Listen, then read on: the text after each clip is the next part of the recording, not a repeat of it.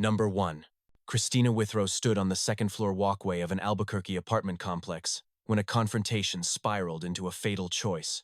Neighbors knew her as a mother who kept to herself, a woman in her mid-40s juggling ordinary routines and protective instincts toward her teenage son.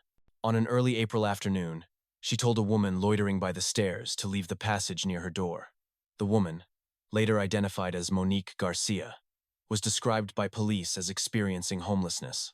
Voices rose, tempers edged toward a line that should never be crossed. In the crucial seconds that followed, Withrow reached for a handgun, not to fire it herself, but to place it in the hands of her son. What happened next would define her life, her son's future, and a grieving family's loss. According to investigators, the shooting occurred on April 3, 2023. Witnesses reported seeing a male fire multiple rounds before fleeing. When officers arrived, Garcia was rushed to a hospital, where she died. At first, Withrow told detectives she had pulled the trigger. The story did not hold. Eyewitness accounts, forensic follow-up, and her own later admission established that she had handed the weapon to her then 18-year-old son and told him to shoot. That detail and order from a parent in a moment of anger and fear became the heart of the case. The son, Christian Crespin, soon faced his own charges. He ultimately pleaded guilty to second-degree murder. In September of 2023, he received a sentence of 18 years in prison. Prosecutors emphasized the sequence: an argument on a walkway, a gun transferred from mother to son, and 3 shots fired, one of them fatal. For investigators and later for jurors, the pattern suggested an escalation driven not only by fear but by a directive from the person Crespin trusted most. Withrow went to trial the following spring. Over 4 days in Bernalillo County, jurors heard testimony about the argument, the handoff of the gun, and the conflicting statements that followed. They were instructed on options ranging from first-degree to second-degree murder. After roughly 3 hours of deliberation on April 24, 2025, the jury convicted her of second-degree murder with a firearm enhancement, aggravated assault with a firearm enhancement, and tampering with evidence. News accounts noted the jurors declined the higher charge, but still found her culpable for setting the lethal act in motion. Public reaction focused on 2 intertwined themes: the vulnerability of people living without shelter and the responsibility adults bear when weapons enter tense encounters. Local authorities shared statements underscoring that Withrow told her son to shoot, a point they argued showed conscious participation rather than a panicked bystander's mistake. The district attorney's office amplified that message on official channels, framing the verdict as accountability for an order that turned an argument into a killing. Reporters also returned to Garcia's name Monique, a 36-year-old whose final moments began as a dispute about standing space near an apartment door. The case became a touchstone in Albuquerque's ongoing conversation about safety, homelessness, and firearms. For neighbors who had heard the shots that day, and for Garcia's loved ones, the courtroom's clean phrases could never fully capture the loss. Yet those phrases mattered, because they set out what the law says when a command is given and a trigger is pulled. In the end, the judge imposed a significant term. In early August of 2025, after her spring conviction, Withrow was sentenced to 26 years in prison. That figure reflected the murder count with its firearm enhancement alongside the additional convictions. As of that date, she remained in state custody under the sentence pronounced in Bernalillo County. Number 2. Raeanna Ruiz drove the narrow lanes of a northeast Albuquerque apartment complex with 2 teenagers in her car and a single purpose hardening her voice. She was a 34-year-old mother at the time, described by relatives as protective and stretched thin, raising several children while navigating the turbulence of strained relationships and neighborhood disputes. Friends said she could be warm but quick to anger when she believed her family was threatened. That day, she believed a man had been stalking and stealing from them. She pointed out the stairwell, told her kids where to go, and followed close enough to be heard. A pursuit began, a door slammed, and a command cut through the concrete echo of the breezeway. Investigators later said the man, Santiago Roybal, ran up the stairs and into a friend's apartment. Surveillance audio captured a woman's voice shouting a directive, then the cracks of gunfire. The friend, trying to close the door, was wounded but survived. Roybal died inside. The scene was not a chaotic street corner or a crowded shop. It was a tight hallway. An ordinary weekday morning turned irreversible. In interviews afterward, police described a mother who had not pulled the trigger, but had driven, directed, and urged her children forward at the moment choices mattered most.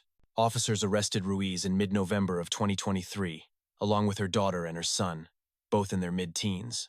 Early court hearings probed whether she should remain detained before trial.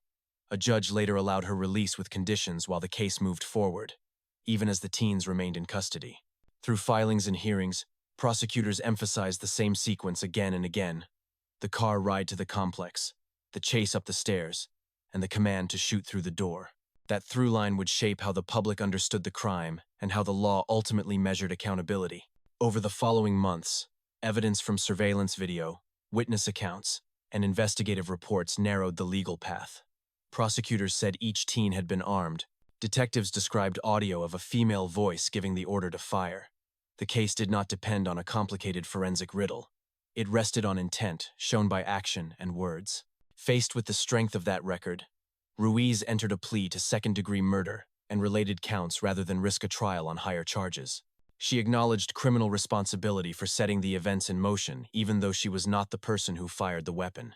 At sentencing in late June of 2025, relatives of the victim addressed the court. Reporters noted an anguished, direct tone from the family and a firm response from the bench. The judge weighed the plea and the state's request for a lengthy term against defense arguments about Ruiz's family obligations and the belief, however misguided, that she was confronting a perceived threat. The courtroom returned again to that stairwell, that closed door, and that command. In the end, the judge pronounced 2 decades in prison, a term that fell short of the statutory maximum but reflected the court's view that a parent's directive had turned a volatile encounter into a killing. Experts who reviewed the case pointed to a cluster of pressures that can distort judgment: fear amplified by rumor, a desire to reclaim control, and the false certainty that force will end a conflict. In that mix, Ruiz functioned as an instigator and a guide, not an outside observer. By driving to the complex, staying close, and issuing a clear instruction, she created the conditions for a lethal outcome that her children alone might not have reached on their own. Whatever stressors preceded that morning, the court centered on her choices in those minutes. Rihanna Ruiz is serving a sentence of 20 years in the New Mexico corrections system following her plea to second-degree murder and related charges. Number 3. Cristal Vigil lived with her boyfriend, Zachariah Holderby, in a small house in Raton, New Mexico, when an ordinary day dissolved into an argument that neither of them would outlast. She was in her late 30s then, a Raton resident whose life, by many accounts, had been drifting through a difficult separation. Friends and neighbors later told reporters the couple had been under strain and moving toward different futures. By night's end, a single decision inside that shared home would bring police lights to the block, a family's grief to the front steps, and a courtroom's judgment that would bind her life to the state penitentiary. Investigators pieced together a tense sequence. The pair had spent the day drinking, and authorities said methamphetamine use also played a role, a combustible mix that sharpened tempers and narrowed choices. The dispute escalated quickly inside the residence they shared. When the sound of a gunshot broke the stillness, calls reached dispatch and patrol officers rushed to the scene. Medics could not save Holderby. In those first hours, the crime was marked less by mystery than by a blunt, devastating fact. An intimate argument in a private space had ended with a killing. From the earliest filings, prosecutors maintained the evidence was straightforward. The house itself told the story through physical traces and witness accounts. A 911 call drew officers to the location, and their reports, together with subsequent statements, formed the backbone of the case. There was no elaborate plot to unwind, no disappearing suspect, only the stark question of intent. Did Vigil willfully and deliberately take her partner's life during an argument? Or did the chaos of the moment blur a crucial line? That question moved from police reports to a jury box in the 8th Judicial District. Jurors took just under 3 hours to find her guilty of willful and deliberate first-degree murder. The verdict came after testimony about the couple's deteriorating relationship and the volatile circumstances of that day. In New Mexico, that conviction carries a mandatory life sentence, and judges routinely advise that eligibility for parole in such cases does not begin until after 30 years are served. The courtroom did not deliver catharsis. It rendered a legal conclusion. For Holderby's family, the judgment confirmed what they believed the evidence had already made clear. For the community, it underscored how quickly private conflict can become irreversible when a firearm is within reach. On appeal, Vigil challenged aspects of the trial, including evidentiary rulings and jury instructions. The New Mexico Supreme Court reviewed the record and, in a unanimous decision, upheld the conviction. The The justices noted there was sufficient evidence for a rational jury to find that Vigil acted with the requisite intent during the shooting inside the Raton home. That ruling did more than finalize a single case.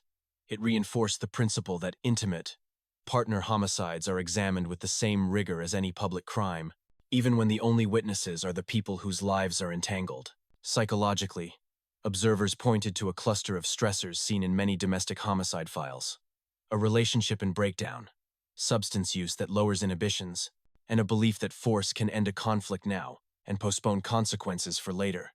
None of those elements excuses the act, but together they help explain how an argument traveled its final inches to tragedy. In the courtroom, however, explanations are not defenses. The law centers on choices made in the moment and the intent behind them. Cristal Vigil is serving a life sentence in New Mexico, with eligibility for parole beginning after 30 years, a punishment affirmed by the state's highest court. Number 4. Darcy Morrison was a 17-year-old high schooler when a late-night drive into the New Mexico desert fixed her name to a killing she did not physically commit. Those who knew her then described an adolescent tugged between family turbulence and a new marriage to an older boyfriend, a relationship she would later say was marked by control and abuse. She was still a teenager, recently wed, impressionable, and moving in the orbit of young men who carried both bravado and guns. That mix of youth, dependency, and coercion set the stage for a decision chain that would end a life and lock her future to a courtroom's words. On a November night in the early 1990s, Morrison rode in the back seat while her husband, Eric Smith, and his friend, Mark Apodaca, drove the back roads south of Albuquerque. The trio had picked up another teenager, Adam Price. Before sunrise, Price's body would be found in a remote patch of Socorro County, a place of scrub and silence. Investigators later wrote that Price died from multiple gunshot wounds fired from more than one weapon. The geography mattered. Darkness, distance from town, and a landscape with few witnesses lent the crime both its starkness and its difficulty for detectives. Detectives built the case quickly, once a Crime Stoppers tip named the 3 teens. The details that emerged in pretrial filings established that Morrison had been married to Smith, that she was present, and that she was charged alongside the 2 young men. In children's court at first, the state sought and obtained a transfer to adult court, arguing the seriousness of the offenses and the circumstances of the killing. The legal theory that would dominate the case was felony murder. If a death occurs during the commission of certain felonies, those involved can be held to account for murder even if one person pulls the trigger and another does not. By the late 1990s, a jury found Morrison guilty of first-degree felony murder, and the court imposed a life sentence under New Mexico law. For years, her filings would argue that crucial context about her age and abuse was never adequately presented at sentencing. Advocacy groups later summarized that record, emphasizing her adolescence, the dynamics of her marriage, and the gap between direct homicidal intent and the reach of felony murder liability. Through those years, she lived the routines of the Western New Mexico Correctional Facility, working in the library, studying, and tutoring others as appeals and post-conviction petitions moved slowly. Psychologically, experts and advocates pointed to common threads in juvenile cases that escalate into lethal crimes: susceptibility to older peers or partners, impaired risk assessment, a hunger for acceptance, and the way fear or bravado can harden into terrible choices in lonely places. In Morrison's case, those interpretive lines did not erase responsibility. They offered an account of how a teenager, bound to an abusive older partner, could remain present and entangled in a deadly felony without firing a weapon herself. The law, however, treated presence and participation during the underlying felony as enough to impose the gravest label. Decades later, New Mexico enacted a second-chance parole reform for people who committed serious crimes as youth, allowing parole consideration after 15 to 25 years served. Morrison, by then a middle-aged woman who had spent more than half her life behind bars, went before the board and was granted release. In subsequent interviews, she described the shock of ordinary freedoms and a commitment to channel her education toward helping at-risk youth. The legal result is straightforward even as public feelings remain complex. A first-degree felony, murder conviction stands, and a parole board, applying the state's youth sentencing reform, authorized her supervision outside prison walls. Darcy Morrison was convicted of first-degree felony murder, and after serving roughly a quarter-century, was released on parole under New Mexico's youth parole reform. She remains under supervision as a parolee. Number 5. Santana Serrano stood on a Hobbs sidewalk as a teenage fistfight broke apart and a crowd started to scatter. She was 17 years old, a high schooler who had been pulling away from childhood and toward a turbulent relationship with an older boyfriend, DeAndre Gonzalez. Friends described a girl trying to look tough enough to keep up, quick to defend the people she loved, and eager to be seen as loyal. That night, outside a small venue locals called The Spot, loyalty and adrenaline moved faster than judgment. In minutes, a deadly choice would be made, and the rest of her life would be measured against it. The confrontation began like so many teenage clashes. Words, posture, a circle of onlookers. Witnesses later told jurors that Gonzalez argued with Daniel Garcia, a 16-year-old. Then the pair walked down the street to fight. Cell phone cameras were already rolling. In one clip, prosecutors said, Gonzalez handed a gun to Serrano before the fight. Then, after the punches ended, he took the weapon back and fired a single shot that struck Garcia. Serrano and Gonzalez fled in a car. No gun was recovered. The scene was not an ambush or a planned attack. It was a public showdown that flipped, in seconds, from chest, thumping bravado, to irreversible harm. Police followed leads from witnesses and the videos, and prosecutors charged Serrano as an adult under an accessory theory of first-degree murder. At trial, a central dispute surfaced. Did she hand Gonzalez the gun, or did he grab it from her hands? Either way, the state argued, she knowingly helped him at critical moments and shared responsibility for what followed. Reporters who later reviewed the record noted that the evidence did not cast her as the shooter, but as the person who held the weapon during the buildup and remained at his side as events surged forward. In late March of 2015, a district judge pronounced a life sentence with eligibility for parole after 30 years served day for day. Coverage emphasized how swiftly the hearing unfolded and how heavy the consequence was for a person who had been a minor at the time of the crime. Separate appellate records and press releases from state officials described the companion case against Gonzalez, whose conviction for first-degree murder was affirmed by the New Mexico Supreme Court. Together, those documents and stories fixed the legal narrative. One teenager fired the shot. His girlfriend stood in the legal line of fire because she possessed and passed the gun in the minutes before the killing. Psychologically, the case sits in a category that researchers and juvenile justice advocates have warned about for years.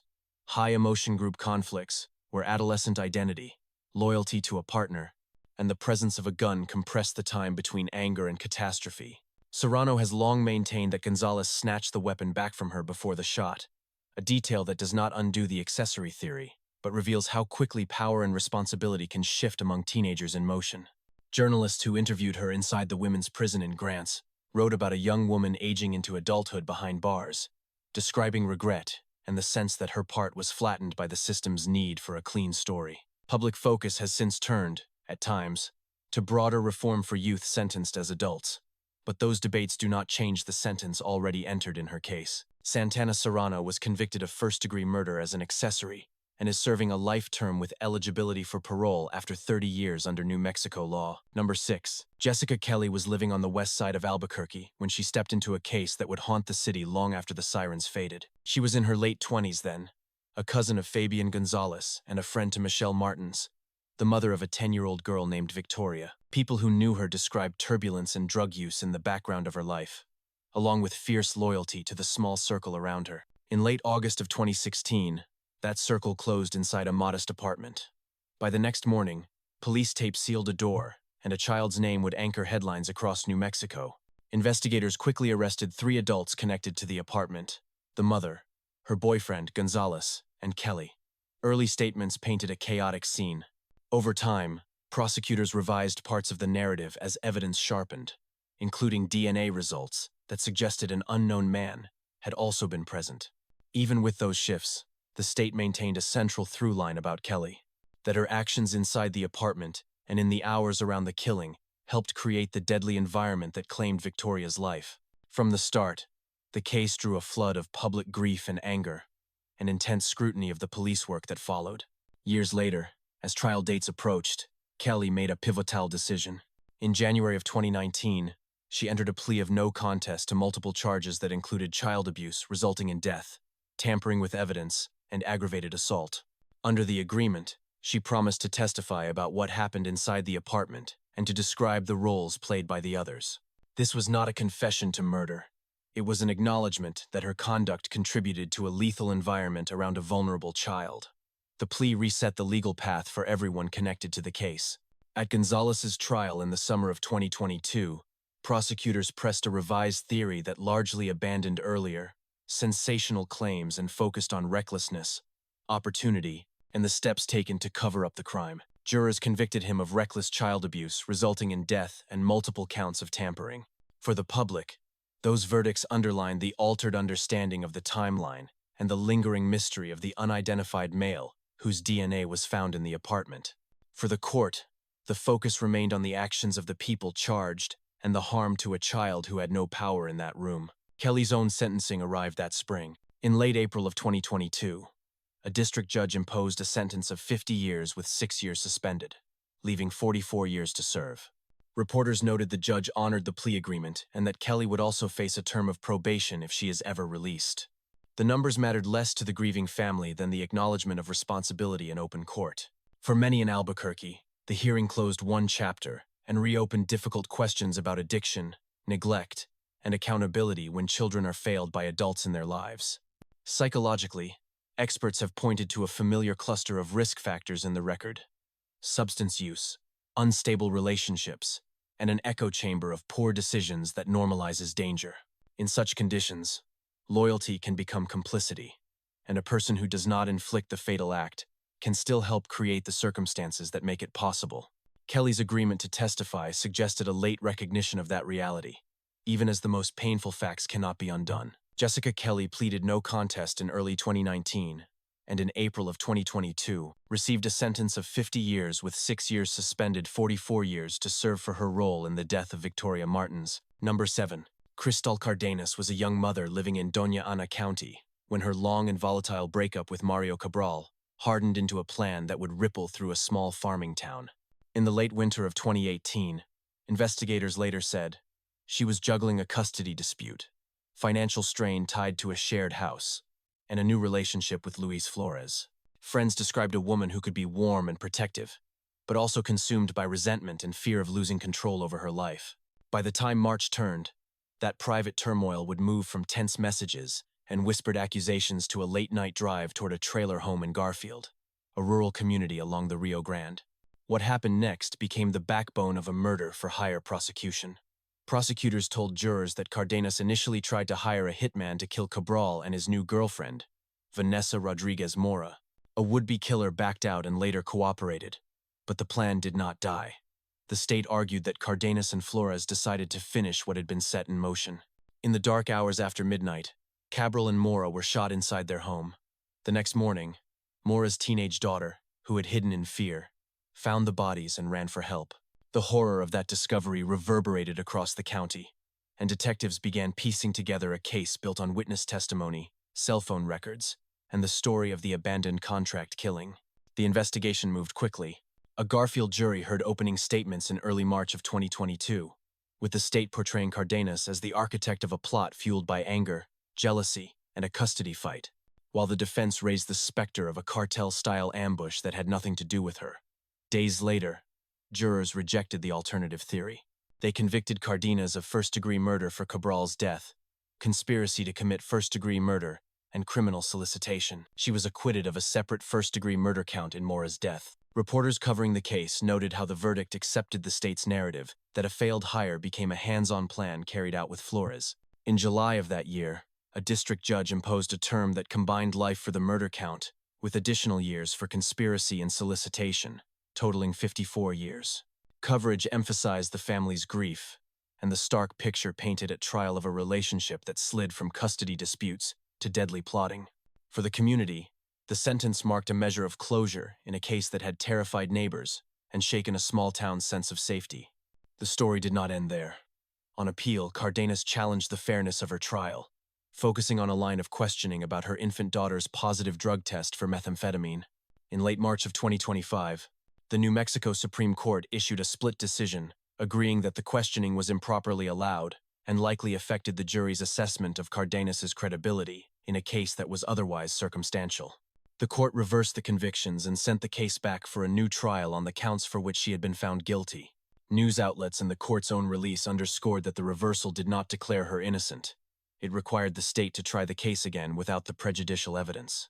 Psychologically, The record sketches a familiar pattern seen in intimate partner murder conspiracies, a mix of jealousy, fear of losing a child, and the gravitational pull of a new partner who shares the grievance. Prosecutors framed the motivation as a blend of revenge and control, while the defense tried to reframe the violence as outside interference. Whatever the ultimate resolution, the case illustrates how private disputes can metastasize when an imagined solution becomes a plan, and a plan becomes action. Cristal Cardenas' 2022 convictions were reversed in late March of 2025.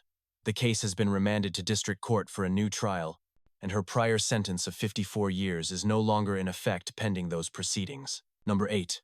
Alyssa Bickett was living on the northwest side of Albuquerque when a family dispute with her mother-in-law, Marilyn Gandert, crossed a line that could not be uncrossed. Bickett was in her mid-40s, a mother navigating unstable housing and fraying relationships. Friends and neighbors later described a tense household dynamic that had soured over unpaid rent and control of the home. Gandert, in her mid-60s, had recently forced her son's family and a friend to leave, a decision that deepened resentments already simmering behind closed doors. In late January of 2018, those private grievances spilled from a house into the night and toward a remote stretch of road in Sandoval County. Detectives would later say that what began as a landlord-tenant standoff inside one family escalated into a lethal encounter and a hurried effort to hide what had happened. Gandert was found along a secluded roadway, and investigators quickly traced the trail back to the northwest Albuquerque residence where tensions had been building. The early portrait that emerged from police reports and local coverage was not of a mysterious stranger, but of people who knew each other well and had been arguing over money, control, and who could stay in the house. From the outset, the case carried the emotional weight that comes when violence erupts within a family rather than from outside it. In the months that followed, the investigation widened beyond Bickett to include her adult son, Drake Bickett, and a family friend, Annie Rael. Authorities outlined a sequence of events tied to the eviction and to the household's escalating turmoil. Reporters noted that evidence led from the home to a pickup truck, and then to the rural location where Gandert was found, a path that supported prosecutors' theory that those closest to her bore responsibility. The state's filings emphasized opportunity, motive rooted in the eviction, and steps taken afterward that suggested consciousness of guilt rather than panic. Inside the courtroom, the legal questions sharpened around intent and participation. Prosecutors charged Bickett with second-degree murder and related offenses, arguing that her actions before and after the killing made her criminally responsible for the death of her mother-in-law. The case moved through Bernalillo and Sandoval County proceedings with steady attention from local media. For Gandert's relatives, the hearings were a public replay of private fractures, a grandmother who had tried to set rules in her own home, a daughter-in-law who bristled at those rules, and a family argument that had turned catastrophic. In late July of 2019, a judge imposed a term of 30 years, reflecting Bickett's conviction for second-degree murder and other counts connected to the case. Coverage at the time underscored two core facts. The killing occurred in early 2018 after the eviction, and the sentence recognized both the gravity of taking a life and the added weight of acts meant to conceal the crime. Separate proceedings resolved the co-defendants' cases. Drake Bickett later received a sentence of 26 years after a plea to second-degree murder, and Annie Rael received a term of 12 years after her plea. Together, those outcomes fixed the public narrative of a family homicide traced to a dispute over the very roof above them. Psychologically, the file reads like a study in domestic pressure points, financial stress, housing insecurity, and a cycle of anger that narrowed options until only the worst remained. Experts who comment on intimate partner and intra-family homicides often point to the way chronic conflict can normalize threats and reckless problem-solving, particularly when a household feels cornered. In this case, the eviction did not merely remove a tenant, it reshuffled power inside a family, and that shift became the lens through which prosecutors said the defendants made their choices. None of those factors excuses what happened, but they map the path from an everyday dispute to irreversible harm. Alyssa Bickett was convicted of second-degree murder and, in late July of 2019, was sentenced to 30 years in the New Mexico corrections system. Number 9. Desiree Lensigrov drove south of Taos with a life in turmoil and a marriage fraying at its seams. She was a wife and mother living on the margins, trying to hold together a household with Aram Montoya as rumors, debts, and old resentments pressed in. Friends later described a relationship that swung between affection and volatility. In the late winter of 2019, a dispute involving a man named Joseph Morgus crossed the threshold from angry words to irreversible harm.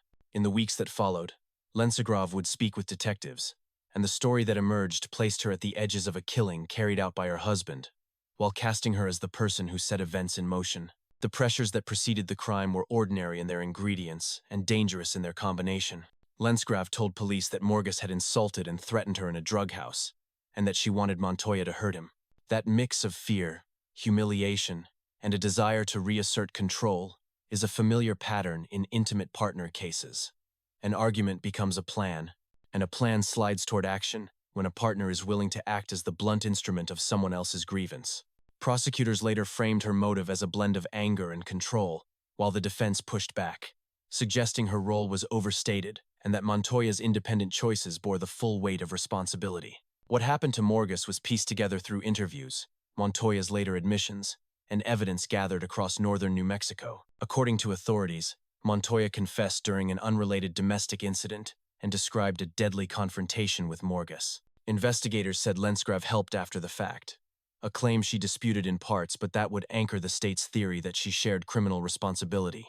The case did not depend on a mysterious stranger or a missing suspect. It revolved around the small circle already tangled in conflict, and the statements those people made when pressure finally cracked their stories open. By the spring of 2022, the case reached a Taos courtroom. Jurors convicted Lensegrav of first-degree murder, kidnapping, evidence tampering, and conspiracy to commit murder. A judge imposed a sentence totaling 45 years before parole eligibility, while Montoya, who had pleaded guilty the year before, received life without the possibility of parole. For Morgus's family, the sentencing closed one chapter. For the defense, it opened a long appellate fight over how the trial was conducted and what the jury was allowed to hear. Local coverage at the time emphasized the steep punishment and the narrative of a domestic feud that metastasized into homicide. On appeal, the legal ground shifted in a way that is rare and emphatic. In late February of 2025, the New Mexico Supreme Court unanimously vacated Lensegrav's convictions, holding that severe and pervasive prosecutorial misconduct had denied her a fair trial. The justices cited an opening statement that exposed the jury to incriminating allegations from a non-testifying co-defendant, repeated accusations that Lensegrav was a witch, and reliance on inflammatory, inadmissible material. Because the misconduct was so extreme, the court ruled that the state could not try her again under the double jeopardy clause of the New Mexico Constitution. News outlets echoed the opinion's stark language, calling out the courtroom theatrics that tainted the verdict. Psychologically, experts might describe the original trial narrative as one built on classic dynamics: a volatile relationship, perceived threats to status and custody, and a partner enlisted to carry out violent retaliation. But the Supreme Court's ruling cautions against narratives stitched together with prejudice rather than properly admitted proof. In Lensegrav's case, the High Court did not declare her innocent. It declared that the state's conduct made a fair assessment impossible, and that constitutional protections therefore bar another attempt to convict her. That leaves the public record divided between an early verdict and a later, definitive rebuke of how that verdict was won. Desiree Lensigrov's 2022 convictions and 45-year sentence were vacated in late February of 2025. Under that ruling, she cannot be retried on those charges. Number 10. Janine Jaramillo was living in Albuquerque when she staged a call for help that would ripple across Santa Fe. In early March of 2022, she told a passerby she had been kidnapped at knife point by a boyfriend she called Mark Lopez. She climbed into a white sedan and sped away as officers converged. Over police radio, dispatchers relayed her story and the car's direction of travel. On the interstate south of town, she steered into the wrong lanes, headlights cutting into oncoming traffic as cruisers tried to corral her. In minutes, a frantic hoax had become a public emergency stretching across miles of pavement. The victims were ordinary New Mexicans in the path of that decision. Santa Fe police officer Robert Duran was on duty that morning. Retired Las Vegas firefighter Frank Lovato happened to be driving his pickup. The collision that followed ended 2 lives and left a community stunned.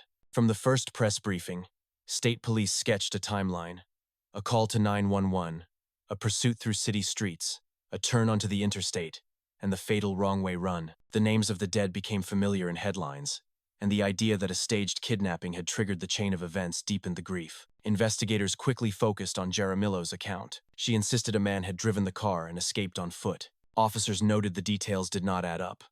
There was no sign of another person, no injuries consistent with her account, and no trace of gasoline despite her statement. Detectives tied her to other recent pursuits, in which she had also claimed to be a victim. Prosecutors built a case around a pattern of false reports, a stolen vehicle, and the choices she made behind the wheel.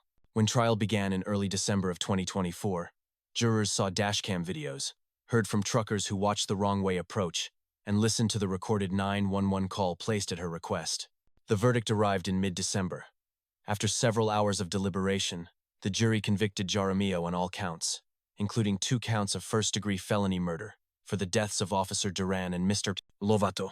Reporters emphasized that jurors rejected her story of a mysterious kidnapper and accepted evidence showing she caused the deadly series of crashes. The legal framing mattered.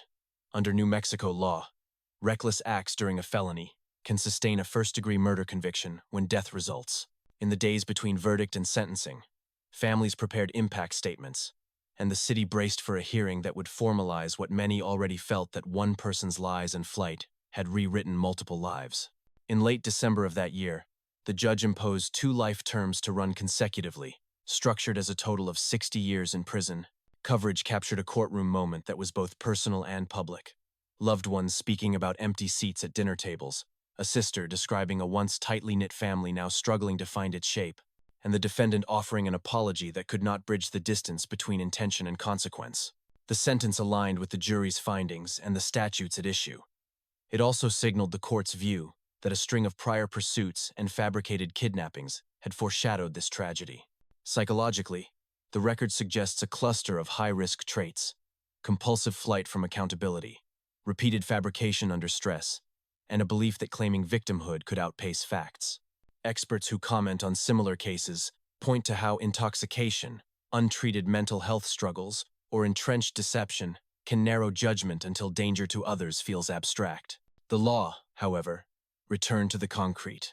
A false report, a stolen car, the wrong-way decision, and 2 lives lost on an interstate that morning.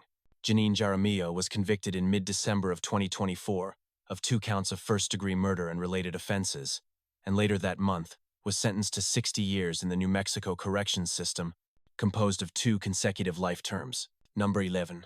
Linda Henning moved through Albuquerque in the late 1990s as a confident fashion designer with a tight circle of friends and a brand new, intoxicating romance. She was in her mid-40s, divorced, independent, and by many accounts eager for a grand purpose. That purpose arrived in the form of Diazian Hosenkoft, a self-styled scientist who spun stories of covert work, rare illnesses, and world-bending secrets. Friends watched Henning's beliefs tilt quickly toward government plots, alien queens, and an us-against-them crusade. Across town, at a bank branch where she worked as a teller, a Malaysian-born woman named Girly Chu, Hosenkoft confided to coworkers that she feared her estranged husband. On a September morning in 1999, Girly failed to show up for work, and a private dread became a public case. Detectives entered Girly's apartment and found signs that something terrible had happened, though not a body. Days later, along a remote stretch near Belen, searchers found clothing and a gray tarpaulin bearing her blood. Forensic testing also identified droplets that matched Henning. In Henning's attic, investigators recovered a recently purchased sword, and witnesses connected Henning to the victim's bank. From the start, prosecutors framed the case as a conspiracy driven by obsession and deception: an estranged husband who wanted his wife erased, and a new girlfriend drawn so deeply into his mythology that ordinary limits no longer held. As the investigation widened, Henning faced an array of charges. She told a grand jury she barely knew Girly. Records and banking interactions undercut that claim. Meanwhile, Diazian pleaded guilty to murder to avoid a possible death sentence, receiving life in prison plus decades more, and he later insisted Henning was innocent, even offering a bizarre explanation that he had planted her blood to confuse investigators. Jurors would hear the tale and reject it, treating it as one more story from a practiced fabulist. Still, the defense leaned on the same narrative, that a charismatic conman had manipulated a woman who loved him. Henning went to trial in the fall of 2002. The proceeding unfolded with elements that felt surreal even to seasoned reporters: testimony about reptilian overlords, claims of covert science, and the spectacle of a defendant who, according to friends, had changed drastically under Diazian's sway. Yet beneath the oddities lay a classic circumstantial case: blood traces, contradictory statements, a web of preparation and aftermath, and a missing victim whose voice survived, mainly through warnings she had given to coworkers and an FBI contact. The jury found Henning guilty of felony murder, kidnapping, conspiracy to kidnap, tampering with evidence, and perjury. At sentencing in mid-April of 2003, the court imposed life imprisonment plus additional years on the non-capital counts. Contemporary coverage and later appellate records describe the total as life plus 43.5 years, a package sometimes referenced as 73.5 years when the life term is expressed numerically. Years after, the New Mexico Supreme Court reversed Henning's perjury, counts for lack of adequate notice, but left the murder and kidnapping convictions and the overall sentence intact. Her case continued to surface in documentaries and long-form reporting, because one fact never changed: Gurley's body has never been found. Psychologically, the record reads like a study in coercive influence and conspiratorial thinking. Witnesses described Henning's identity shifting after she met Diazian, a narrowing of trusted sources, a willingness to accept grand narratives, and a readiness to act in service of those beliefs. Experts who discuss similar cases point to how intense relationships can accelerate radicalization, especially when one partner is a practiced liar who offers belonging and secret knowledge. Whatever the mix of manipulation and agency, the court focused on conduct, the planning, the lies, the forensic links, and the steps that followed a disappearance. Linda Henning was convicted of felony murder, kidnapping, conspiracy, and evidence tampering in the disappearance of Gurley Chu Hossenkopf. Her perjury convictions were later reversed, but her remaining convictions and sentence life plus 43.5 years were affirmed, and she remains incarcerated.